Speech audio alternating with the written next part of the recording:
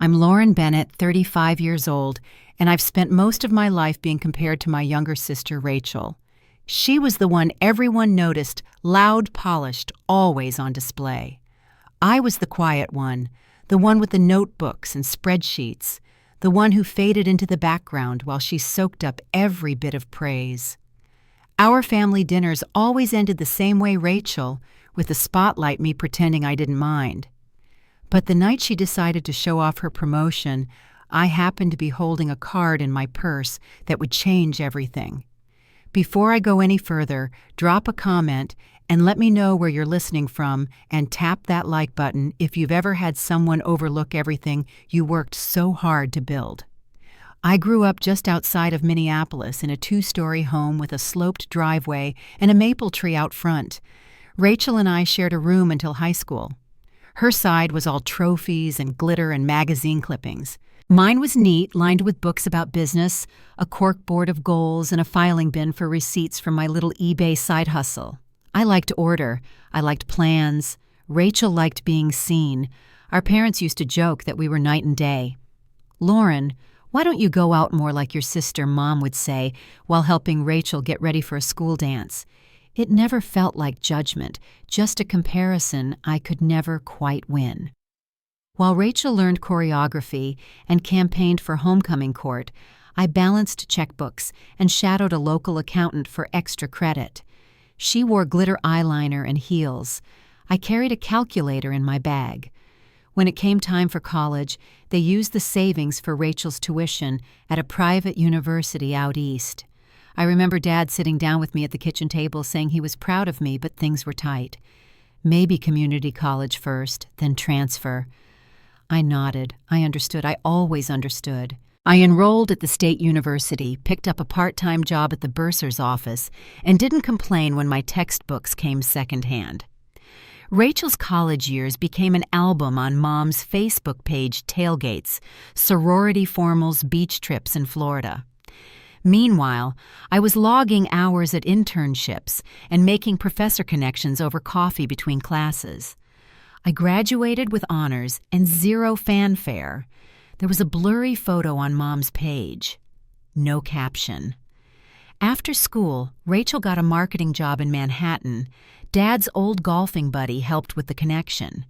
She moved into a sleek apartment paid in part by our parents and filled her Instagram with rooftop photos and champagne toasts.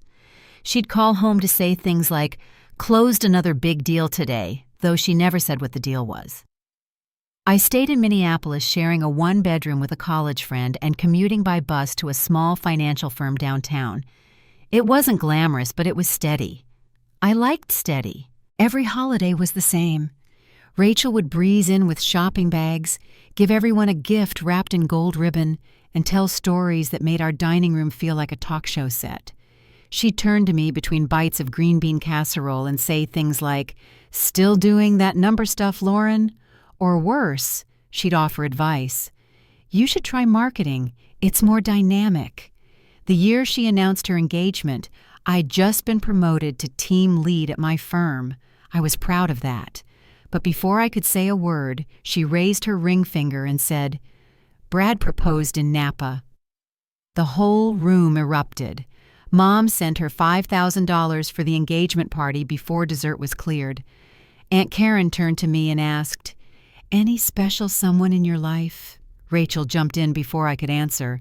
"Lauren's married to spreadsheets." She laughed. After that, I stopped talking about my work. Not because I wasn't proud, but because I got tired of explaining something no one cared to hear. By the time I turned 32, I was directing strategy for a growing firm. My team spanned 3 states. I had a lakefront condo, a solid retirement plan, and a name people respected in the financial world. But at home, I was still the practical sister. And then one fall afternoon, I got a call that changed the course of my life. My mentor had recommended me for a position I hadn't even applied for. One interview turned into 6. Panels, assessments, strategy presentations. Weeks later, the board of MA Financial voted unanimously. I had just accepted the offer to become their new CEO. 3 weeks before the public announcement, I got a text from Mom. "Don't forget dinner this weekend for Dad's birthday. Rachel says she has big news." I smiled at the screen, folded the offer letter back into my planner, and started packing for the flight home. I didn't know it yet, but the dinner table I'd sat at 100 times before was about to become the place where everything changed. By the time I stepped through my parents' front door that Saturday evening, the house was already full. I saw Aunt Karen chatting with my dad in the living room and a few cousins helping Mom set the table. The air smelled like roast beef and asparagus, Dad's favorite, and the soft clatter of dishes mixed with bursts of laughter from the kitchen. I handed Dad his birthday card and hugged him tightly. "Happy birthday," I said, smiling. He squeezed my hand and told me how good it was to have me home. The greetings all went the usual way. A few polite questions about Chicago, a vague comment or two about my busy schedule. I kept my answers short. Not cold, just practiced. I'd learned over the years that detailed updates usually led to confused stares or quick topic changes. Mom handed me a glass of wine as she asked if I was still in the same condo. I nodded, not bothering to mention the recent renovation or the fact that I'd bought the neighboring unit. Melissa, one of my cousins, asked if I still worked with computers at the bank. I smiled. "Something like that," I said. Then right on cue, the doorbell rang. "Rachel's here," Mom called out even though everyone had heard it.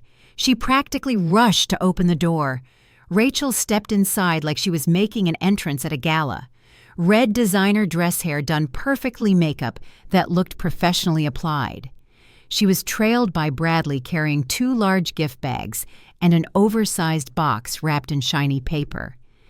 "Happy birthday, Daddy," she sang out, wrapping Dad in a theatrical hug. "I found this in Milan. It's from that designer you liked in that magazine." Dad looked overwhelmed as he took the gift. Mom beamed beside him. Rachel glanced over and finally acknowledged me. "Oh, Lauren, you're here."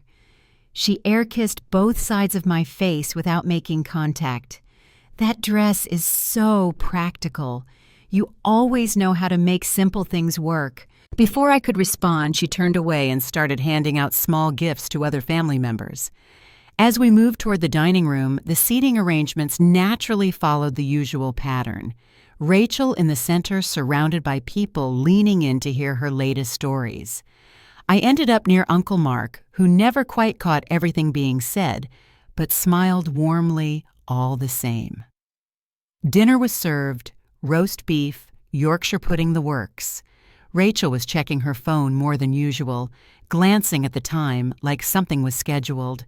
She kept typing and putting it away again, clearly waiting for the right moment. Mom noticed first. "Is everything all right?" "Rachel." Rachel set down her fork, slowly dabbed the corners of her mouth with a napkin, and reached for her wine glass. "Everything is perfect, actually," she said, smiling with anticipation. "I've just been waiting for the right moment to share something." The room quieted. All eyes turned toward her. "I wanted Dad's birthday to be the first place I shared this," she said, placing her hand on Bradley's for effect, "because family should be part of life's biggest moments." She took a breath. "I've been promoted at MA Corporation. I'm now the regional marketing manager for the entire Northeast."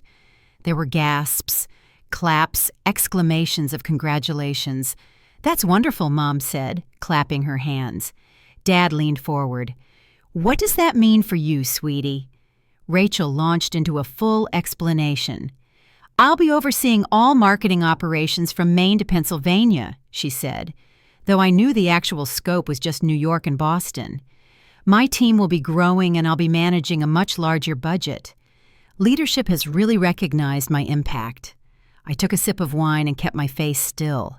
The more she talked, the more elaborate it became. She described executive meetings that likely never happened, compliments from senior directors who barely knew her name, the kind of story that grew as it went. I listened quietly. The public announcement of my promotion to CEO was still 3 weeks away, but I was starting to feel the weight of that NDA more than ever. Then Rachel turned to me. "What about you, Lauren? Still at the same company in Chicago. What are you doing these days? Accounts receivable or something?"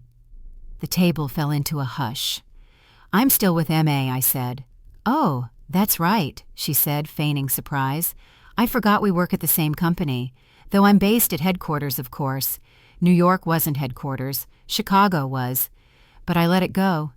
She turned back to the others. "Isn't that something, both Bennett sisters at the same firm, just on different tracks? Lauren's always preferred a quieter path. She's never been much for fast-paced environments." Mom tried to shift the conversation.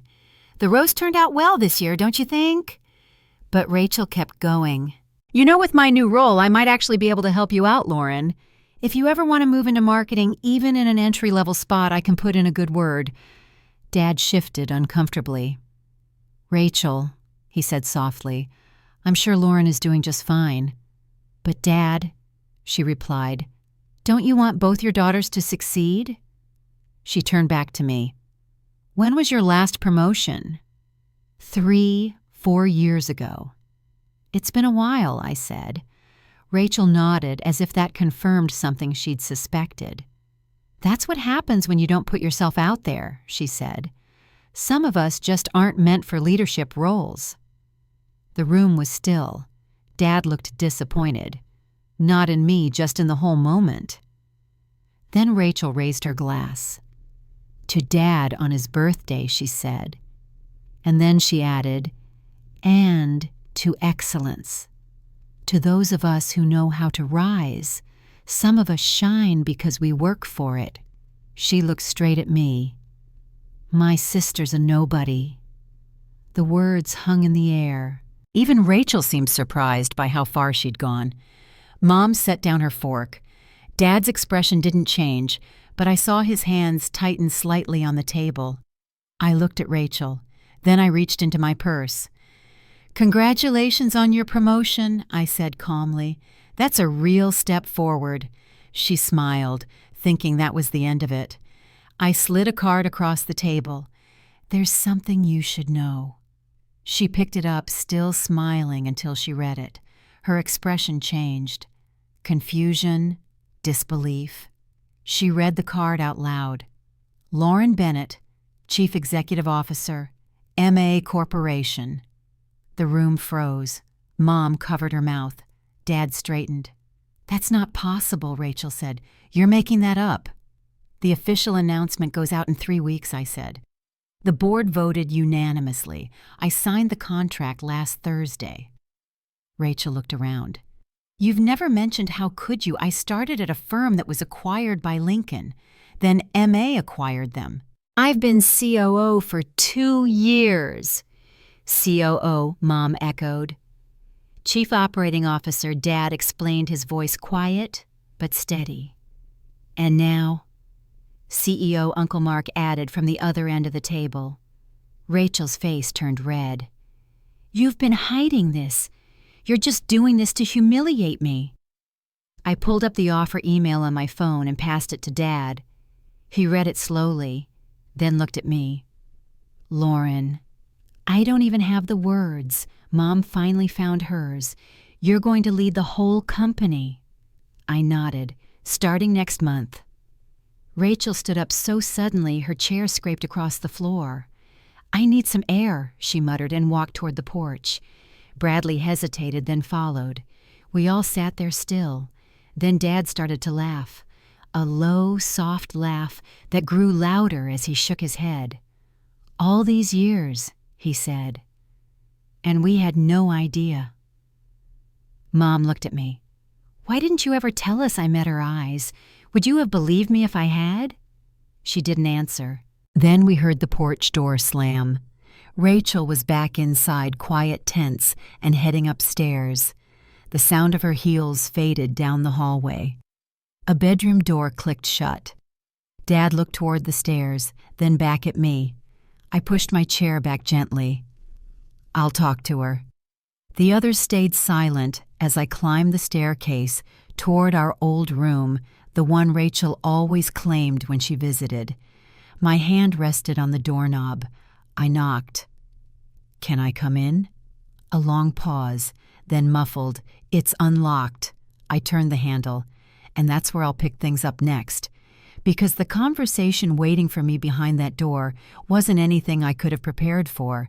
The room still looked the same. Pale yellow walls, the same twin bed under the window, an old corkboard with faded pins where Rachel used to hang pictures and ribbons. She sat at the edge of the mattress, shoulders hunched, hands loosely clasped in her lap. Her mascara had started to smudge at the corners and the fabric of her dress was creased along one side. Bradley stood up from the chair in the corner as I stepped in. "I'll give you two some space," he said quietly, and slipped past me out the door. I closed it behind him. For a moment we just sat there, me near the dresser, her near the bed frame. Neither of us spoke. "Is it true?" she asked, eyes still downcast. "Yes." She nodded slowly. "You were going to tell them later." After the official release, I sat down across from her. That was the plan. She let out a short, uneven laugh. Always so by the book, still reading fine print even on family dinners. I didn't answer. She wiped her eyes with the back of her hand, careful not to smudge things worse. 11,000 people, she said quietly. "That's how many you're over now." I nodded. "That's right." Her eyes finally met mine. "How did you do all that without anybody noticing?" I leaned forward slightly, resting my hands on my knees. I stopped trying to be noticed. She blinked a few times, not understanding. I stopped sharing things at holidays. Every time I mentioned a promotion, someone changed the subject, usually to you. After a while, I just stopped trying. "That's not fair," she said, but her voice wasn't strong. "It's true." We sat in silence again, the kind that didn't push or demand anything. Just quiet. Rachel exhaled. "I thought you were still doing back office stuff. Maybe project support or, I don't know." "I know. I didn't mean what I said down there. I said it, but I didn't think." She stopped herself and ran a hand over her hair. "You're going to fire me, aren't you, for embarrassing you?" "No." "You could." "Yes, I could. But I won't." She looked at me, her face tight. "Why not?" "After what I said. Because your role isn't under me directly. And because that's not how this works." "But you could fire me," she said, again needing to hear it out loud. "I could fire anyone. But I make those decisions based on performance and team needs, not family drama at dinner tables." Rachel leaned forward, elbows on her knees. "How did you get that far without all the networking, the visibility, the self-promotion?" "I didn't skip those things. I just approached them differently." She looked up. "I focused on results, building real relationships. I didn't try to get noticed. I tried to make myself indispensable. That's a kind of visibility, too." She let that sink in, then looked toward the window. "I didn't think what you did mattered," she said quietly. I didn't respond. I really thought I had to be the one with the big stories, the flashy photos, the exciting career path. I thought that's what success was supposed to look like. There was no malice in her voice, no pretense, just the simple truth of how she had seen things. "I'm not going to lose my job?" she asked again, but this time her voice was calmer. "No," I said, "but I would recommend adjusting some of what you've been saying around the office." She gave a tired smile. "Yeah, I figured that." There was a long pause. Then she looked at me again. "Do you hate me?" The question came out small, like it belonged to a different version of her. "No." She blinked. "There were moments where things you said hurt," I said. "But no, I don't hate you." Her jaw tightened. "I was trying so hard to be better than you," she admitted. "I thought if I wasn't impressive, I'd just disappear. And I was trying so hard to prove I didn't care what anyone thought I said." Rachel let out a short, sharp breath, not quite a laugh. "We really are a pair, aren't we?" I smiled. "Yeah. Complicated, but still a pair." We stayed there for a while, the sounds of silverware clinking and low voices drifting up from downstairs. Rachel cleared her throat. What do we even do now? Just go back down and act like none of that happened. We go downstairs, celebrate Dad's birthday. We do what we came here to do. She nodded slowly. And at work, people are going to find out eventually that the CEO is my sister. Probably not, I said. The company has over 70,000 employees. Most people won't make the connection. She looked relieved. Thanks. I want to earn things on my own. You can still do that, I said, but you might want to ease up on claiming you're on a first-name basis with the executive team. She actually laughed. A real laugh, the kind that didn't sound rehearsed. I've been a bit of an idiot, huh? Not an idiot. Just playing a different game than the one that actually matters. I stood up, smoothing the skirt of my dress. She followed. Just before I reached the door, she asked, "Do you have any advice for the job, I mean?" Now that we're being honest. I paused, then turned back. Focus on solving problems before anyone asks you to. Make your manager's job easier. Give credit often. Own your mistakes. And build people up. It lasts longer than trying to stand out. Rachel shook her head with a half-smile. That sounds exhausting. Sometimes it is, but it works. She looked at me again, and this time I saw something softer behind her eyes. Maybe not understanding, not fully, but a willingness to try. We walked down the stairs together, the murmur of voices growing louder with each step. When we stepped into the dining room, everyone looked up.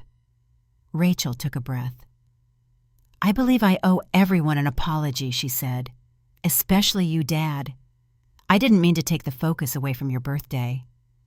Dad gave her a warm smile. There's nothing to apologize for, sweetheart.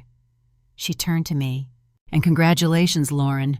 Truly, that's really something. Thank you, I said. And congratulations on your promotion, too. Regional manager is a meaningful step. We sat down. Mom lit the candles on the cake and began slicing pieces for everyone. Across the table, Dad gave me a small nod. Just a quiet one, but it said enough. The next few weeks would bring a lot of change, press releases, interviews, cameras, and corporate announcements. But for that evening, the only thing that mattered was that we had finally quietly been seen, and what came next would test how much of that shift could last beyond the applause, beyond the title, into something that felt real. The announcement came out 3 weeks later, right on schedule. I was sitting at my desk in Chicago when the official press release went live. MA Financial Corporation had appointed me as Chief Executive Officer. The news spread quickly. Headlines ran across industry feeds. The Wall Street Journal picked it up the same afternoon, and by evening my inbox had grown by over 400 messages. Some were from clients, others were from colleagues, old classmates, past mentors. Congratulations, applause, recognition from people who actually understood what it meant to step into that kind of role. I scanned through the notes, quietly replying in batches between meetings.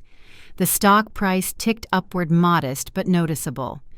The board chair called just before dinner to say the response had exceeded expectations. "Enjoy this moment," he said. "You've earned it." Among all the emails was one from Rachel. No subject line, no greeting, just 6 words. Saw the announcement. Proud of you. Mean it. I sat with that message for a while. 2 days later, we held a live-streamed town hall.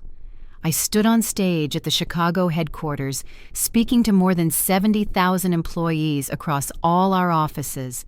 The lights were bright, but I could see the video feed clearly, grid screens showing regional teams gathered in conference rooms. I spotted the New York office in the bottom left panel. Rachel was sitting near the back. She wasn't posing, not trying to catch the camera. She had a notebook open in her lap and a pen in hand. For once, she looked like she was just there to listen. Afterward, my assistant handed me a short HR report. One line stood out: Regional Marketing Manager Rachel Bennett has declined multiple interview requests from internal comms. She has requested that her connection to the new CEO not be included in any materials. I smiled as I typed back, "No action needed. Respect her privacy and professionalism." 2 weeks later, my parents called. Mom was in the living room and I could hear the clinking of frames in the background. "We finally hung your degree," she said. There was a pause. Then Dad's voice came through, next to Rachel's. "I didn't say anything right away. We should have done it a long time ago," Mom added. "But I think we just didn't know how much you'd built." "It's not too late," I said. "Not if it still matters to you." That summer, our extended family hosted a backyard cookout at my aunt's place just outside Duluth. Lawn chairs circled the patio, kids ran barefoot through the sprinkler, and someone had set up an old speaker that played a mix of country and soft rock. This time, the conversation around the folding tables felt different. Uncle Rob, who'd never asked me anything beyond how the weather was in Chicago, leaned across his paper plate and asked about federal compliance reporting. My cousin's husband, a banker, asked how I saw the market shifting in the next quarter. I answered, and he actually listened. No one interrupted. I caught sight of Rachel near the lemonade table. When someone asked her about work, she answered simply, "I manage marketing for the Northeast." It's been a big learning curve, but I like the challenge. She didn't mention fancy titles, no travel photos, just an honest answer. Later that evening, as we cleared dishes and dumped paper cups into the bin, Rachel came out to the porch holding 2 glasses of wine. She handed one to me and sat on the step below mine, looking out at the garden. Fireflies had started to appear over the grass. "Can I ask you something?" she said without looking up. "Sure. I've been wondering since Dad's birthday." She hesitated. "Were you ever jealous of me?" The question hung there between us. I took a sip of wine and thought about it. "Sometimes," I said, "when we were younger. Not of what you achieved, but of how easily you got noticed, how quickly people wanted to be around you." She nodded like she already knew the answer. "I was always jealous of you," she said, "of how steady you were, how clear. You always knew who you were. I felt like I was constantly guessing." I hadn't expected her to say that. She let out a quiet breath and looked up at the sky. "I was too busy trying to be better than you. That's the truth." I looked down at her, and I was too busy trying to prove I didn't care. She laughed, but not loudly. "We're a real pair, huh?" "Yeah," I said, "but maybe not a bad pair, just different." She took another sip and leaned back on her palms. "I've been thinking about what you said that night, about delivering real value, not just the appearance of it, and I've been trying it, at work." I waited. It's harder, but better, I think. My team doesn't look at me like I'm performing anymore. They actually ask for input now. And when something goes wrong, I don't scramble to look like I've got it handled. I just handle it. How does that feel? New, but good. We sat like that for a while, the porch lights glowing softly behind us. "I'm not going to turn into you," she added, "just so you know. I still like the spotlight sometimes. I'd be surprised if you didn't." She raised her glass toward me. "To substance." I clinked mine against hers. "To learning how to hold both."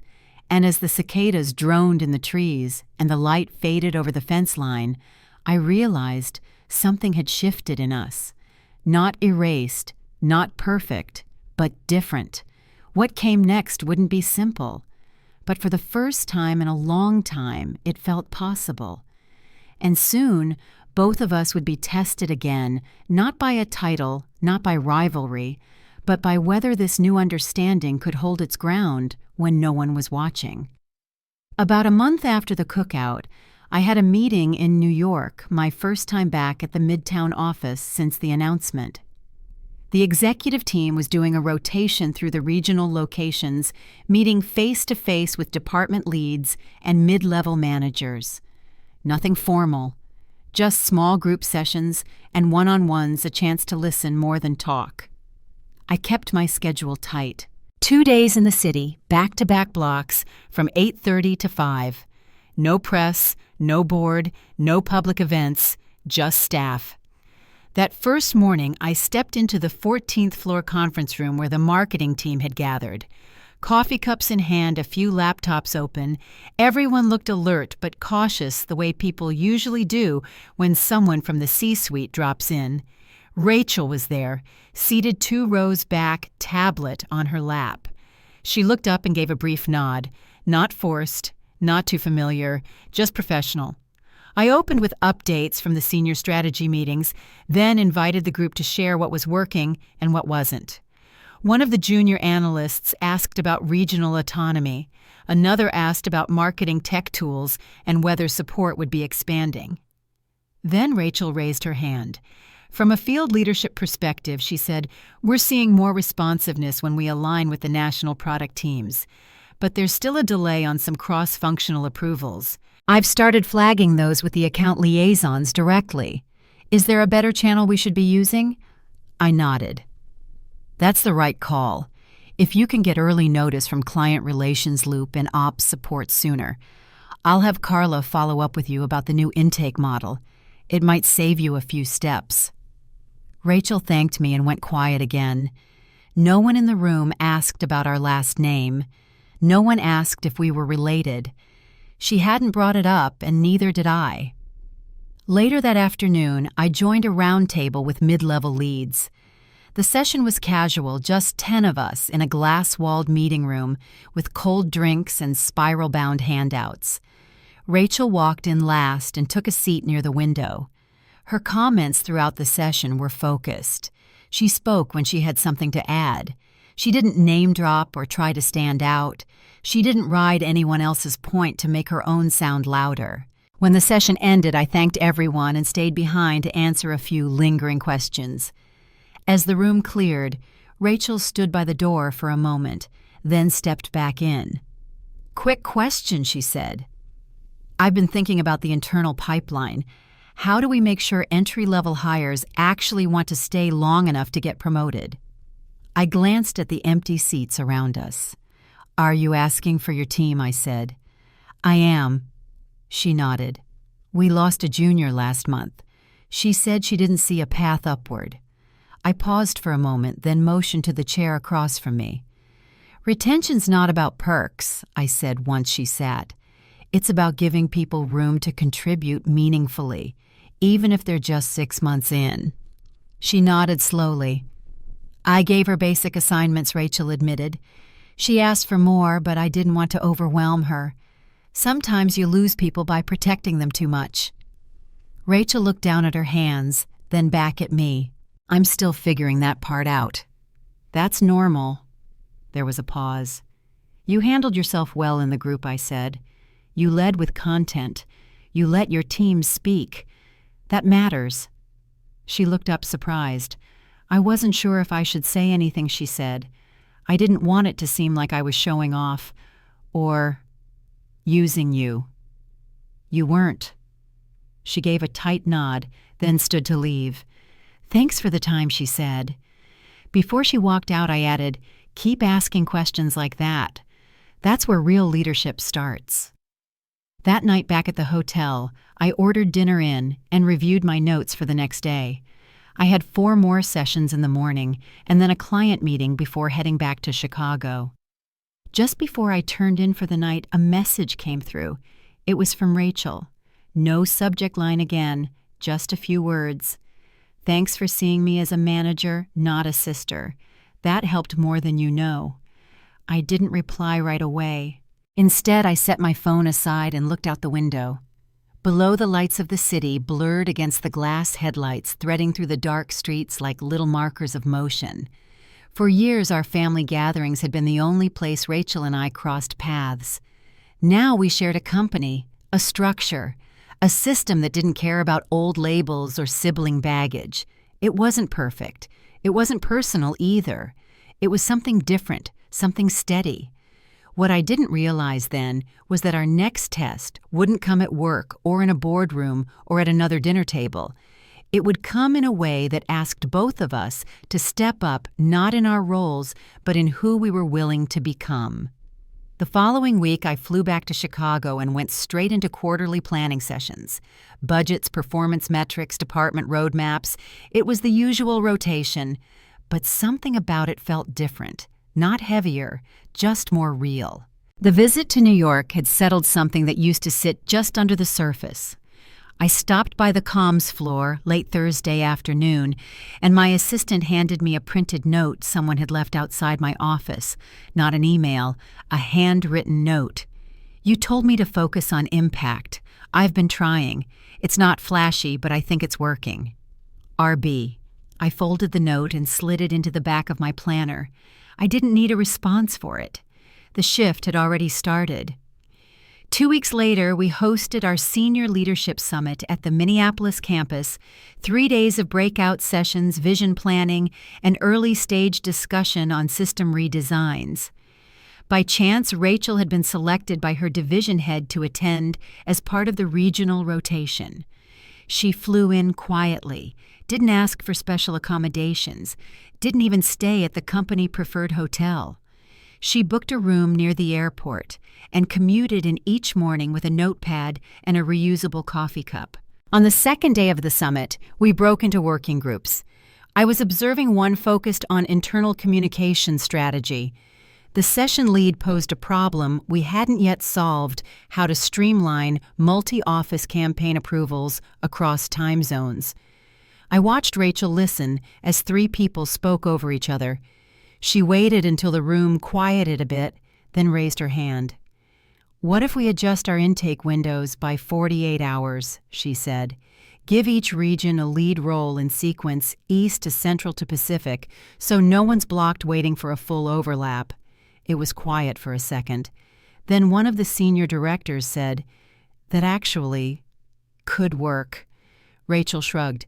"We already stagger some of our content reviews in the field. It's not a new idea, just a broader use."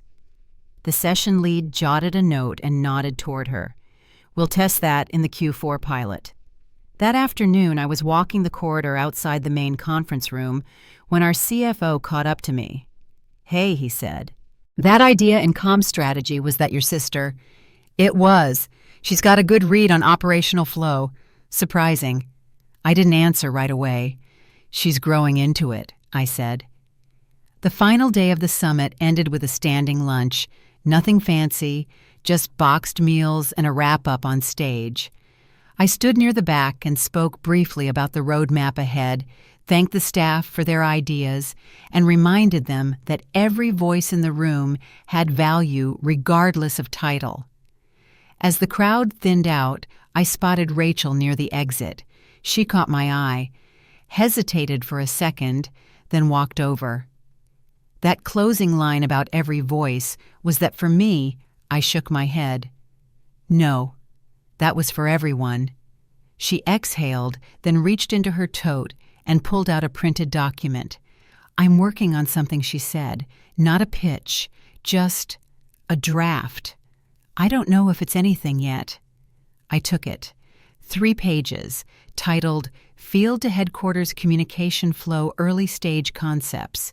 "I haven't shown it to anyone yet," she said. "It's not polished. I didn't promise anything." Just nodded and said, "Thanks for sharing it." She glanced down at the carpet. "By the way," she added, "I told Mom you read it first, in case she brings it up at Thanksgiving." That made me smile. Fair warning. Thanksgiving that year was held at our parents' house. A smaller group, just immediate family, a couple of cousins passing through, and the same green and white tablecloth we'd had since the early 2000s. Mom made her usual spread turkey stuffing and her too sweet cranberry sauce that no one ever finished, but everyone politely scooped onto their plate. After dinner, Dad poured coffee, and Mom asked Rachel how work had been lately. Rachel looked over at me before answering. "Busy," she said, "but rewarding." She didn't mention titles, she didn't list projects. She just said, "I'm learning a lot right now." And I've started paying more attention to the way things actually work behind the curtain. That caught Mom off guard. Well, I always said you had good instincts. Rachel smiled. Sometimes instincts need better habits. We sat there, the three of us at one end of the table, not filling space with too much talk, just letting it sit. After dessert, Rachel and I stayed behind to help with dishes. She dried, I rinsed. Same rhythm we'd had growing up back when chore assignments were taped to the fridge. While she reached for another plate, she asked, "Do you ever think we could have figured all this out sooner?" I didn't answer right away. She handed me a dish towel. "Never mind," she said. "That's a hard question." "No, I said it's a fair one." She set down the last glass and leaned against the counter. "I used to think power meant recognition," she said. "Now I think maybe it just means being useful." We didn't say much else. Just put the last of the silverware away and flipped off the light. What neither of us knew at the time was that the coming months would test every bit of that growth, forcing both of us to step into roles neither of us had expected to play. It started with a message flagged by our internal security team, a phishing attempt targeting mid-level managers through a fake executive login screen. We caught it early, but protocol required a full sweep. Every division was asked to verify digital compliance within 48 hours. It wasn't a crisis, just a stress test. I scanned the compliance dashboard that Friday morning. Most teams had already checked in. But New York's marketing office was one of the few left in yellow pending response. I didn't reach out. That wasn't my role. I trusted the system to follow its chain. By late afternoon, the report updated. Status green. No issues flagged. I closed the dashboard and moved on. Monday morning, a message appeared from Compliance Note on NY Marketing Team Submission Regional Manager reported a 2-hour delay due to account lockout. No breach, no risk, no escalation needed. I kept reading. The name attached was Rachel's. Later that week, the director of field systems reached out. "Hey, Lauren, just letting you know your sister flagged a back-end login flaw. She documented it and sent a full video with her workaround. Not her department, but really helpful." I thanked him then, sat for a moment letting the quiet hold. 3 months earlier, Rachel had asked me what leadership looked like. This quiet, troubleshooting, unsolicited follow-through, no fanfare. This was it. At our next monthly department head review, someone from HR brought up New York Marketing's retention rate. "Big improvement over last year," she said. "We used to lose entry-level hires within 6 months. Now they're staying longer, even referring others." Nobody mentioned Rachel by name, but I knew. The following weekend, I flew home to visit our parents. Nothing formal, just a regular check-in. Mom had baked a peach cobbler from scratch, and Dad had already brewed coffee before I got there. The weather was still holding steady for late November, cool but dry. After dinner, Mom sat beside me on the couch, flipping through a magazine. "Your sister called last night," she said. "She's coming home for Christmas. Said she's planning something for Dad." "Oh, not a gift exactly. Said it's something she wants to say." Dad walked in from the kitchen just then, holding a photo album from the downstairs bookshelf. "Remember this?" he asked, flipping it open to a family trip we'd taken to the lake when we were kids. Rachel and floaties, me reading on the dock. I remember. He sat down in the recliner, resting the album in his lap. "You girls are different," he said quietly. "Always have been." Mom nodded. "But these past few months, I don't know. It feels like something settled between you." I didn't say anything. The Sunday before Christmas, the whole family gathered again, this time in our parents' living room. The tree was already up the fireplace, lit. Cousins trickled in with casseroles and boxes wrapped in green foil. Rachel arrived just before dinner. No grand entrance, no designer bags. She carried 2 large baking dishes, scalloped potatoes, and her own version of sweet corn pudding. Mom looked surprised. "You made these?" "I did." We set the table. Sat down. Grace was said. Plates were passed. For the first time in a long time, the meal unfolded without anyone trying to compete for attention. Later, while Dad opened a small stack of gifts, Rachel stood. Before we get too far, she said, glancing around the room, "I have something I want to say." She turned to Dad. For a long time, I measured my success by how loud it sounded, how shiny it looked. But lately I've been trying something different, and I've realized that the hardest thing to earn is quiet respect. She handed him a plain white envelope. "This isn't flashy," she said, "but I hope it means something." He opened it. Inside was a short letter typed and signed. A nomination form. Rachel had submitted his name to the State Volunteer Board, honoring his decades of free tax prep and community outreach. "He's never asked for recognition," she said, "but I think he deserves it." Dad didn't speak for a moment. Then he set the letter down and stood up. "I don't need awards," he said, voice soft. "I know," Rachel replied, "but sometimes we should be seen for the right things. I learned that from someone who never asked to be noticed." She glanced toward me, just briefly. After dinner, I stepped out onto the back porch. The air had turned crisp sky clear above the bare trees. Rachel joined me a few minutes later, pulling her sweater tighter. "That went okay," she said. "It did."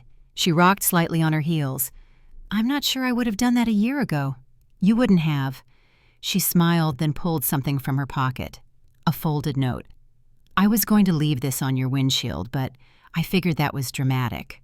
I took it from her. The handwriting was neat, almost cautious.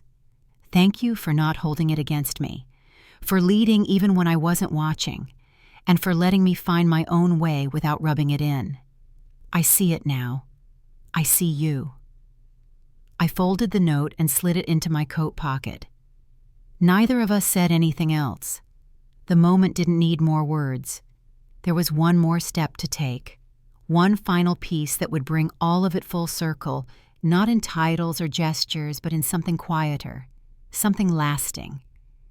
A few weeks after Christmas, I got a call from our mother on a quiet Sunday afternoon. I was folding laundry, the sun low across the living room floor, when she said, "Your father's rearranging the family room again. He's making space for a new frame." I smiled. "What's going in it?" "Your nomination letter," she said. "The one Rachel wrote." "He finally agreed to hang it." There was a pause. "And your college diploma's moving to the center wall. He wants both of you side by side." I didn't say anything at first, just listened. The dryer hummed softly in the background. Mom cleared her throat. "We missed a lot, Lauren, but we're proud of you. You know that, right? I do." Not long after that, Rachel sent me a calendar invite, just a 30-minute block titled Simply Coffee, no agenda. It was the first meeting she'd ever scheduled with me that didn't have attachments. We met in a quiet corner of the Chicago office during one of her training visits. No talking points, no preamble. She just sat across from me and said, "I've started mentoring one of our new hires." I looked up. She reminds me of me a few years ago, but with better instincts. I waited. I'm trying to help her hold on to those she said, not lose them trying to look impressive. She picked up her coffee, added one sugar, stirred it slowly. I wouldn't have known how to do that before she said, "I just wanted to tell you that." We didn't talk long. Just a few minutes about work then, about a book she was reading, and then she stood to go. No big declarations, no tears. Just two women who had finally learned how to see each other clearly without the noise. And in the months that followed, things didn't get dramatic. They just got easier. We each stayed in our lanes, did our work, built teams that trusted us. But every now and then I'd see her name pop up on a feedback form or in a department report. Someone noting her clarity, her presence, her willingness to lift others. And sometimes when we passed in a hallway or crossed paths on a call, she'd give a small nod. Just enough to say, "I'm still here, still learning." What started as rivalry had become something steadier, not perfect, not simple, but rooted in mutual understanding. Looking back, it wasn't the title that brought justice. It wasn't the applause or the spotlight. It was the quiet shift when the person who used to speak over me finally listened. When the family who once looked past me finally looked toward me. And when I stopped needing to prove I mattered because I already knew. Sometimes the most meaningful victories aren't loud. They don't come with recognition or revenge. They come when you're no longer invisible, when who you are is enough to be seen. If this story touched something in you, if you've ever had to stand tall in the silence and wait to be recognized, I hope you'll share it. And if you know someone who's walking that same path, maybe send this their way. Thank you for being here. I'm grateful you listened.